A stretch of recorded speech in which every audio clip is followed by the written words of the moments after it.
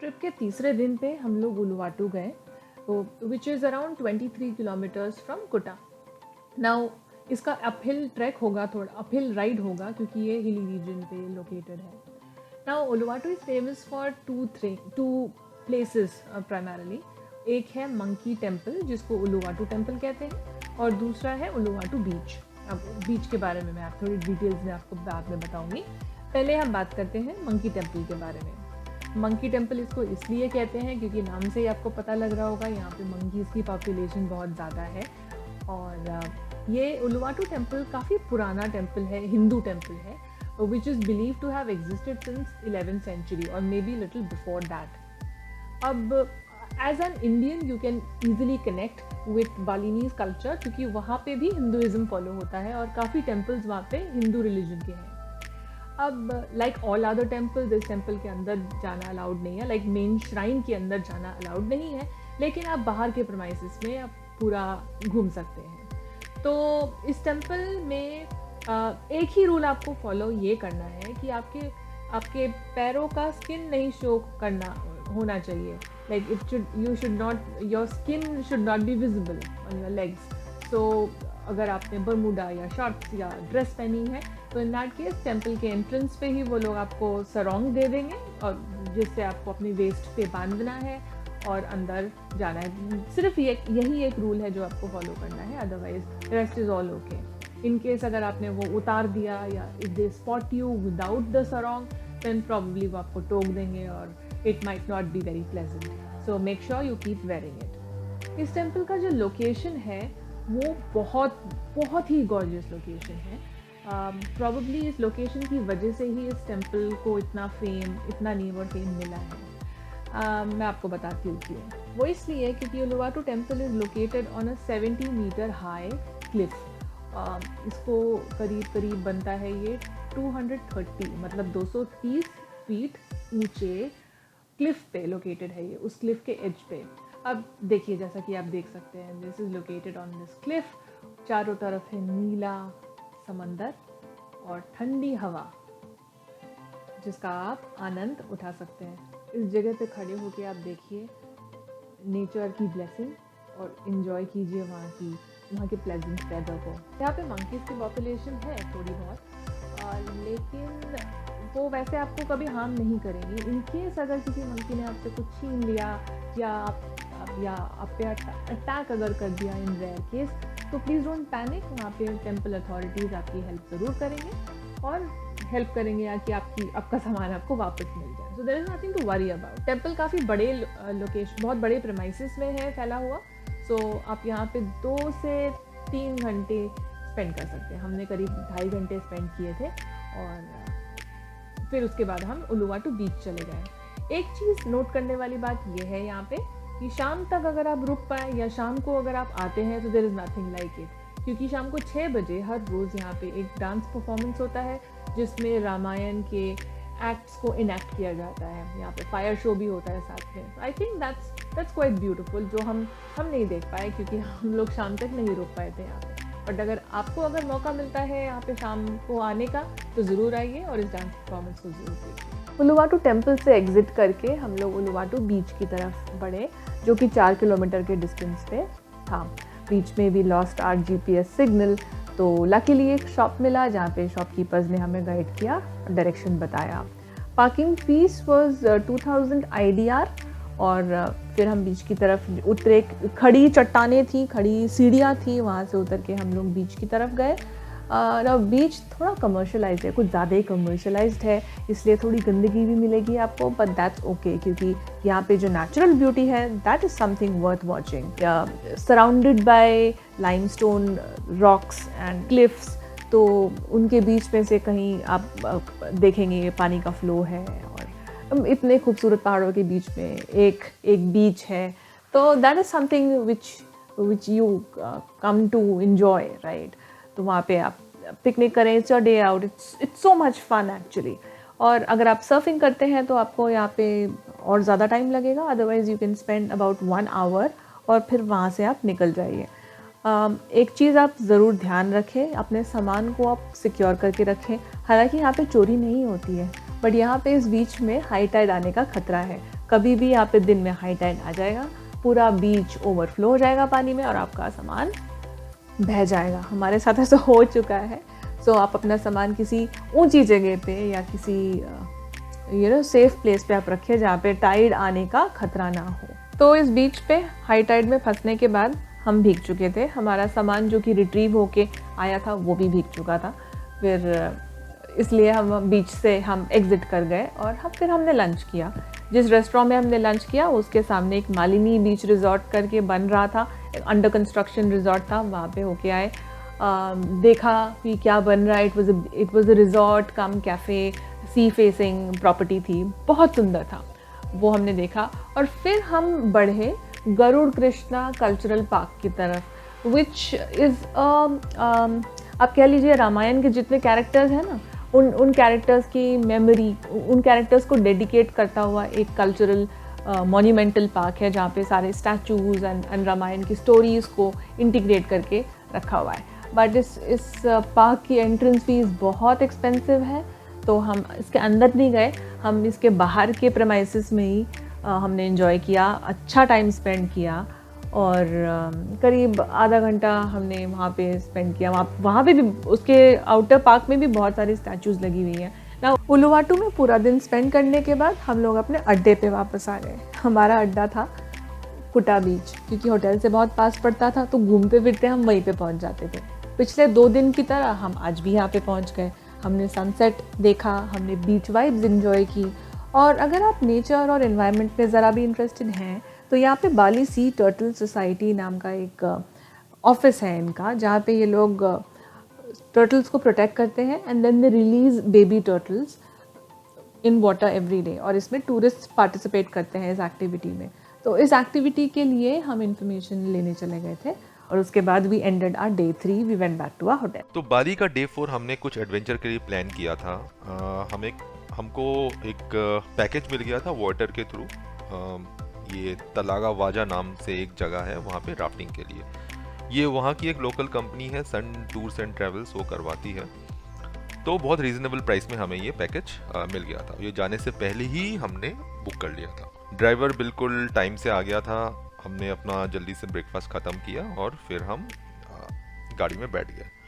Total distance जो है कुटा से तलागा वाजा का वो अप्रॉक्सीमेटली 50 किलोमीटर्स था और 2 घंटे लगे हमें वहाँ जाने में। हम वहाँ पे गए, पहले हमको ब्रीफिंग दी गई। मेरे लिए ये पहला राफ्टिंग एक्सपीरियंस था। उन्होंने हमें ब्रीफ किया कि कैसे राफ्ट में बैठना है, क्या करना है, अगर कुछ होता है तो पैनिक नहीं करना। फिर उन्होंने हमें लाइफ जैकेट दिए और हमने राफ्टिंग शुरू की। तो राफ्टिंग बहुत शैलो वाटर्स में था। ये कोई बहुत ही एपिक एडवेंचर राफ्टिंग नहीं है जैसे कि ऋषिकेश में होता है या बहुत ही फ्लडेड वाटर में होता है। नॉर्मल सी राफ्टिंग है, बट वो सीनिक ब्यूटी बहुत अच्छी लगी मुझे। हम जंगलों के बीच में से निकले, काफ़ी हमने छोटे छोटे वाटरफॉल्स देखे वहाँ पे, जो अपने आप में एक बहुत ही प्लेजेंट एक्सपीरियंस था और बहुत ही काम एक्सपीरियंस था।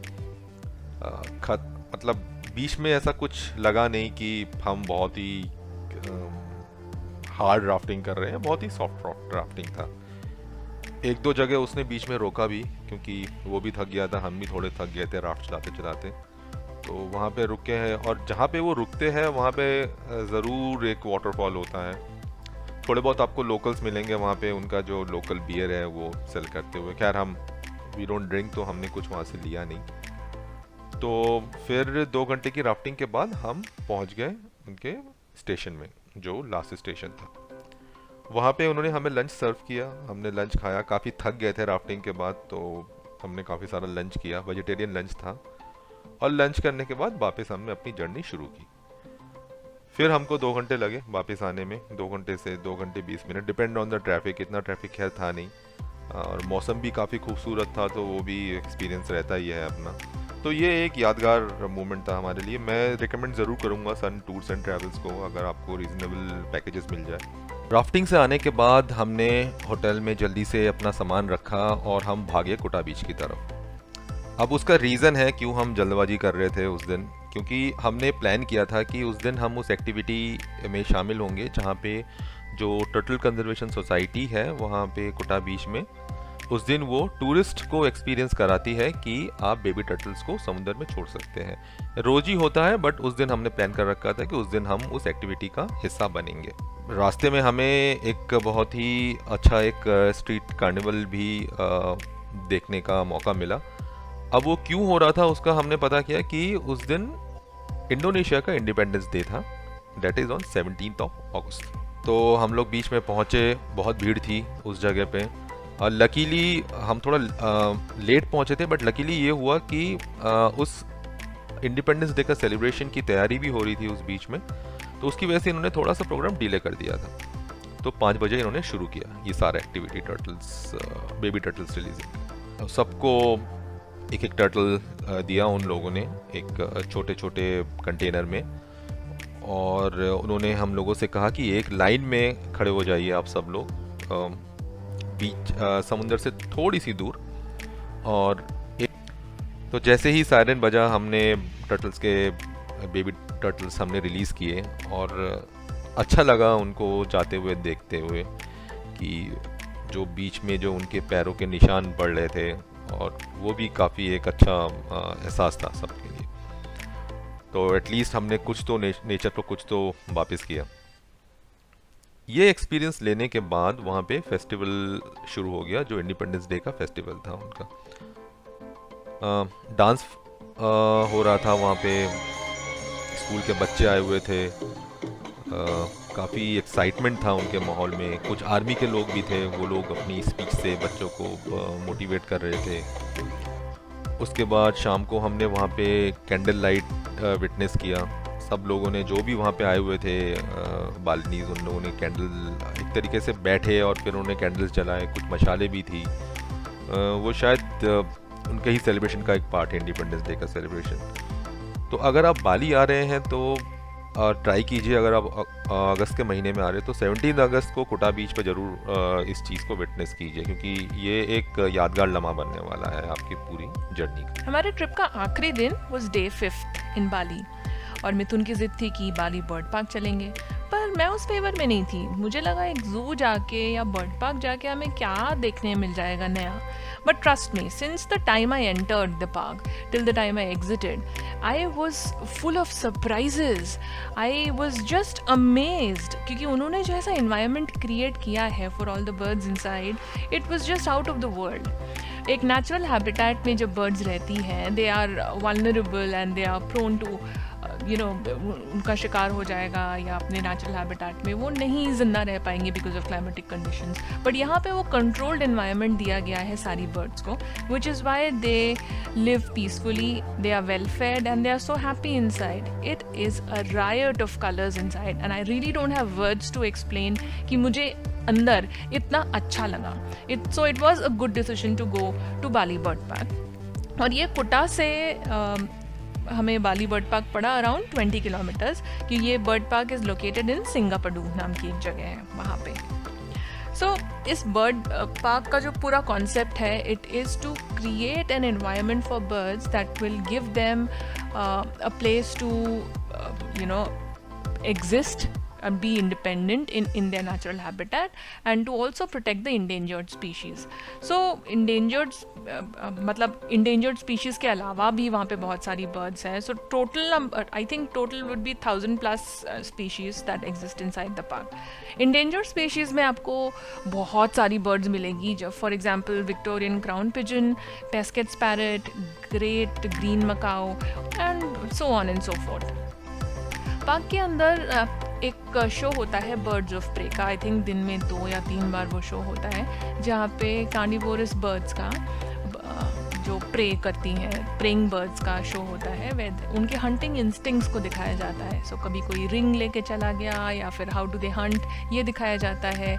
देखिए जैसे ईगल आती है या वल्चर्स होते हैं, उनको ट्रेन किया जाता है. And they are such intelligent birds कि आप उनको ट्रेन करके ये बता सकते हो.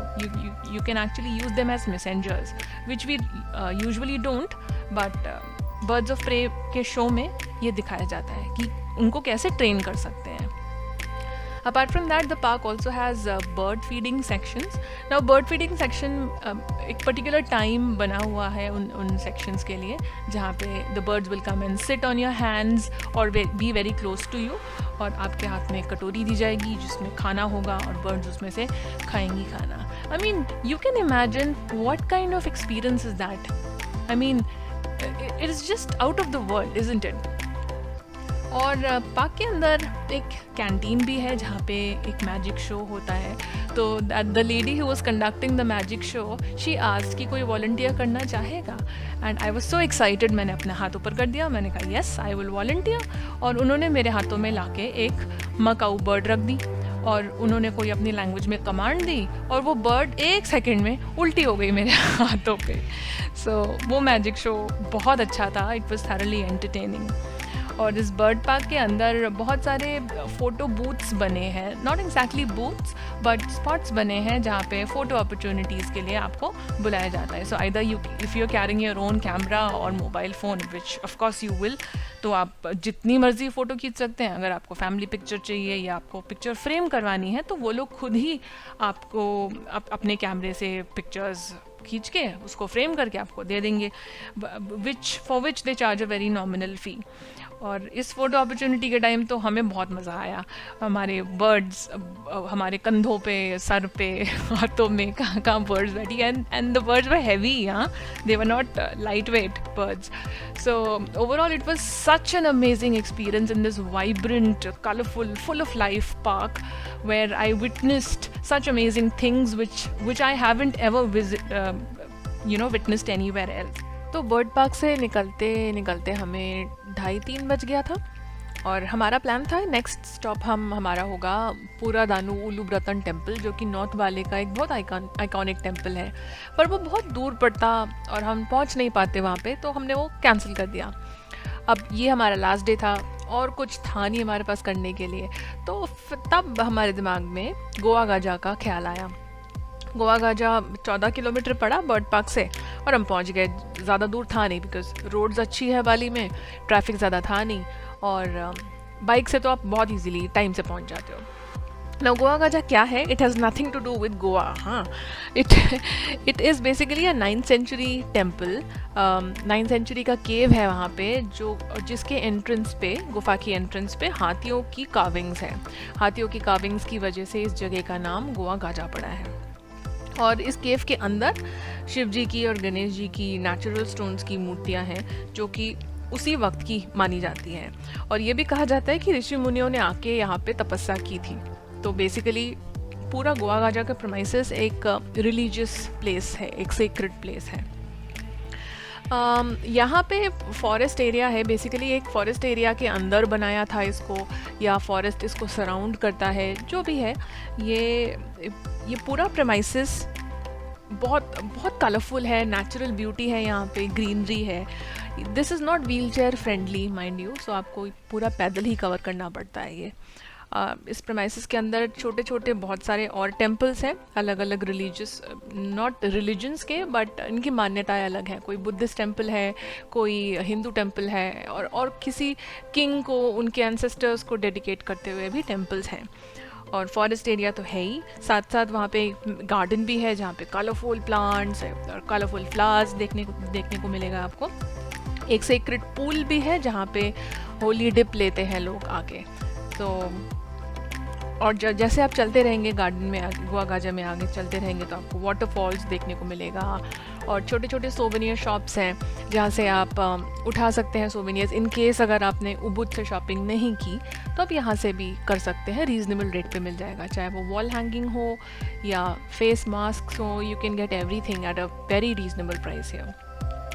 ओवरऑल गोवा गाजा का एक्सपीरियंस बहुत अच्छा था. It's a calming place, there is nothing much to do because यहाँ पे कमर्शलाइज कुछ नहीं किया इन्होंने. जैसा जो नेचुरल चीज़ है, जिस नेचुरल कंडीशन में है, उसी कंडीशन में उन्होंने यहाँ पे सब कुछ छोड़ा हुआ है. सो क्योंकि ये रिलीजियस प्लेस है, सीक्रेट प्लेस है, so there is nothing much that you can do और indulge in. The only thing is कि अगर आपके लेग्स शो हो रहे हैं, like if you are wearing a dress और शॉर्ट्स जिसमें आपकी टांगें दिख रही हैं, तो वो लोग आपको सरोंग दे देंगे. लकीली हम दोनों ने ही फुल लेंथ पैंट पहनी हुई थी, तो हमें सरोंग तो नहीं पर वेस्ट में टाई करने को बोला गया, जो कि हमने कर लिया। इसलिए सारी पिक्चर्स में मेरी कमर पे ये बांधा हुआ दिखाई देगा। सो गोवा गाजा से हम लोग शाम के टाइम फ्री हुए, अराउंड 5:36 के आसपास फ्री हुए, और फ्री होने के बाद हम गए अपनी स्कूटी वापस करने, बिकॉज़ वो हमारा एंड ऑफ द ट्रिप था, लास्ट डे था ट्रिप का, स्कूटी वापस करनी थी तो कर दिया। And that was the total 5 days का experience in Bali. Next day हमारी फ़्लाइट थी, तो फिर हम वापस इंडिया की तरफ चले। अब हमारा लास्ट डे, जिस दिन हमें बाली को टाटा बोलना था। हम सुबह उठे, हमने ऊबर बुक किया, ब्रेकफास्ट सब करने के बाद हम लोग ऊबर में बैठे और ऊबर में बैठ के हम एयरपोर्ट पहुंच गए। अब मानिए ऊबर ने कितना लिया होगा। ऊबर ने सिर्फ 23,000 IDR लिया, जो कि बहुत ही कम है एज़ कम्पेयर टू जो हमने 1.5 लाख पे किया था आते टाइम, और वो भी ब्लू टैक्सी सर्विसेज में। तो इसलिए ऊबर बहुत चीप रहता है। बट जैसे हमने अपने पहले व्लॉग में बताया था प्लानिंग में, वाली प्लानिंग में, कि एक बार चेक कर लीजिए कि ऊबर की सर्विसेज है कि नहीं है, क्योंकि वहाँ पे बीच में बहुत ज़्यादा वायलेंस हुआ था ऊबर को लेके। अब एयरपोर्ट में हमारी फ़्लाइट थी करीब शायद 12 बजे थी, हम 10 बजे करीब पहुंच गए थे वहाँ पे। अब वहाँ पे कुछ हमें सोवेनियर्स का हमने प्लान किया लेने का, और थोड़ा बहुत जो भी हम पास आइडिया बचे थे हमने थोड़ा बहुत कुछ खरीदा। हम ज़्यादा कुछ ले नहीं पाए, मन था। अब यहाँ पर एक प्रॉब्लम जो है, जिसके लिए मैंने ये कहा था आप लोगों से पहले, हम लोगों ने पहले व्लॉग में जो हमने कहा था कि मल्टीपल डिनोमिनेशंस लेके जाइए। अब मेरे पास जो करेंसी बची थी यूएस की, वो बची थी $300। अगर मैं $100 भी वहाँ पे एक्सचेंज करता तो समवेयर नियर ये बैठता शायद 13 से 14 लाख IDR, जो कि बहुत ज़्यादा अमाउंट होता। इतना तो हम परचेज़ वहाँ पे करते भी नहीं, फिर वो वेस्ट होता। क्योंकि डॉलर इंडिया में तो एक्सचेंज हो जाएगा, बट इंडोनेशियन रुपया यहाँ पे मुझे नहीं लगता कि इतनी कम वैल्यू वाले करेंसी यहाँ पे एक्सचेंज भी होगी। तो हम नहीं कर पाए इस चीज़ को, और हमारे पास जितना बचा था हमने उससे थोड़ा बहुत सामान खरीद के हम वहाँ पे एयरपोर्ट में बैठ गए। फिर हमने लंच जो किया था, हमने वो KL में किया था, क्योंकि 3 घंटे बाद हम KL पहुँच गए थे। और KL से लंच करने के बाद फिर हमारा वहाँ पे 3 घंटे का ही 3.5 घंटे का स्टॉप ओवर था। हमने फिर न्यू दिल्ली की फ़्लाइट वहाँ से ली, और ये जो फ़्लाइट्स थी हमारी टोटल एयर मेलिंडो की फ़्लाइट थी, जो कि एयर एशिया से काफ़ी अच्छी है, स्पेशियस फ़्लाइट्स हैं, और ये लोग खाना भी देते हैं। तो मुझे इनकी सर्विसेज एयर एशिया से अच्छी लगी। फिर हम इंडिया पहुंच गए अपनी सारी यादों को अपने साथ समेट के, और एक यादगार ट्रिप था, तो कभी हम भूल नहीं पाएंगे, क्योंकि Bali was one of the best trip we ever had I think. तो आप लोग भी प्लीज़ बाली जाइए, जैसे ही लॉकडाउन ओपन होता है प्लीज़ अपने बाली का ट्रिप प्लान कीजिए।